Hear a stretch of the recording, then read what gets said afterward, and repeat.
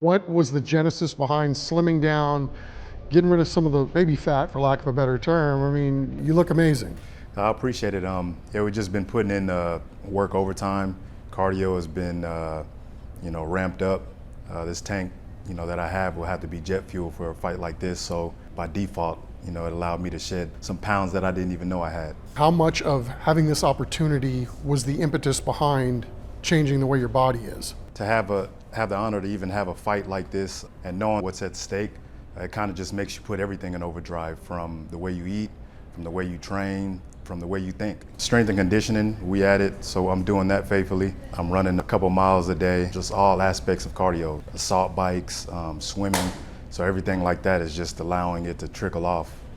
Almost too much, to the point where now I got to make sure I'm eating enough so I can sustain my weight. What do you feel like you're doing better now than you've ever done before? Got time? I can break it all the way down. Look, Coach Mays, he's made everything methodical. If it doesn't look good, he'll make me do it till it looks good. As you can see on the board there, workouts, catered towards what it is we need to do, and we hit all those metrics. And you have to hit those metrics before you move on.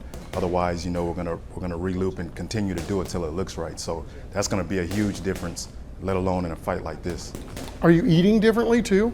Yeah, I try to be more conscious, trying to intake more protein, stay away from the bread and all that kind of crazy stuff that actually adds to you. So eating right now, what I put in is what I plan to put out, as far as just helping my body perform at its highest peak. How do you simulate what you're going to get from a Deontay Wilder because of his length and his speed and athleticism and all that? I mean, how do you replicate that when you're training for something like him? Someone of that stature, can you really just replicate something like that? We're bringing in people that are his height, his size, trying to mimic his height, mimic his style, and then from there, with my cardio and trying to push and do the things that he asked of me correctly, it should all unfold the way it should. How much training are you having to do psychologically as much as you are training in the ring?